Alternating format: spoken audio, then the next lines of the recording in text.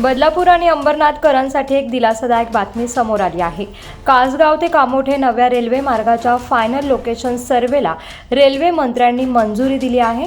माजी नगराध्यक्ष राम पातकर यांनी नवी दिल्लीत रेल्वे मंत्री अश्विनी वैष्णव यांची भेट घेतल्यानंतर हा निर्णय घेण्यात आलाय। या नव्या रेल्वे मार्गामुळे आता बदलापूरहून नवी मुंबईला अवघ्या 30 मिनिटात पोहोचणं शक्य होणार आहे। सध्या 1.5 तास लागणारा प्रवास मोठ्या प्रमाणात कमी होणार असून वांगणी, बदलापूर, अंबरनाथ परिसराच्या विकासाला देखील मोठी गती मिळणार आहे। नव्या रेल्वे कनेक्टिव्हिटीमुळे आता प्रवाशांचा वेळ वाचणार असून परिसराच्या सर्वांगीण विकासाला चालना मिळण्याची अपेक्षा व्यक्त केली जात आहे। जर खऱ्या अर्थानं गर्दी कमी करायची असेल तर मेट्रो 5 आमच्या स्टेट गव्हर्नमेंटने निर्णय घेतला आहे, देवेंद्र फडणवीस साहेबांच्या सरकारने घेतलेलं आहे। हेही त्यांना दाखवलं की त्यामुळे बरेचसे कल्याणला जाणारी पॅसेंजर हे तिकडे जातील, डायव्हर्ट होतील। आणि मग आणखीन जर पॅसेंजर डायव्हर्ट व्हायचं असेल तर कुळगाव बदलापूरचं जे डेव्हलपमेंट आहे, लोकसंख्या वाढीचा दर हा देशामध्ये सगळ्यात जास्त आहे।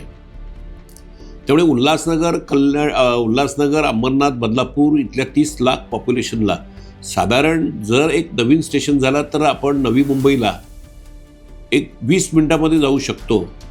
आणि त्यामुळे आणि बदलापूर आणि वांगणी या स्टेशनमधला अंतर जो आहे तो 11 किलोमीटर आहे आणि तो सगळ्यात जास्त आहे।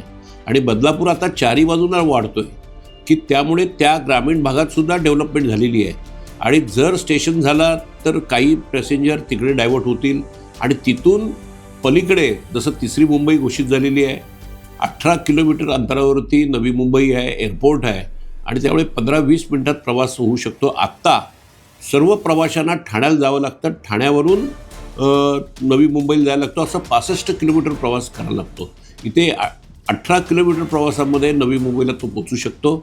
आणि मला खात्री आहे की अशा प्रकारचा प्रवास जर रेल्वे झाली, वडोदरा एक्सप्रेसवे झाला आहे, त्याचं उदाहरण दिलं, 2 टनेल झाले, ॲक्सेस दिलेला आहे, त्यामुळे आता लॉजिस्टिक पार्क वगैरे तिथे होणार आहे, इंडस्ट्रीज येणार आहे, आणखीन लोकसंख्या मोठ्या प्रमाणात आहे। गतशक्तीमध्ये सरकारने सांगितलेलं आहे की 1 लाख कोटी रुपयाचा निधी आपले प्राईम मिनिस्टर आदरणीय नरेंद्र मोदी साहेबांनी ठेवलेला आहे। त्याच्यामध्ये सुद्धा तुम्ही जर घेतला तर लॉजिस्टिकला सुद्धा प्रोत्साहन मिळू शकतो आणि ह्या रेल्वे त्या याच्यामध्ये सुद्धा घेऊ शकता। त्यामुळे रेल्वे जर झाली तर बरेचसे प्रवासी इकडे डायव्हर्ट होतील। तर त्यावेळेस त्यांनी एक स्टेशन, कासगाव इथे स्टेशन आणि कासगाव कामोठे अशी रेल्वे, याला त्यांनी सांगितलं की आम्हाला पटलेलं आहे, आम्ही त्याला लवकरच मंजुरी देतोय, असं आम्हाला त्या बैठकीतच सांगितलेलं आहे।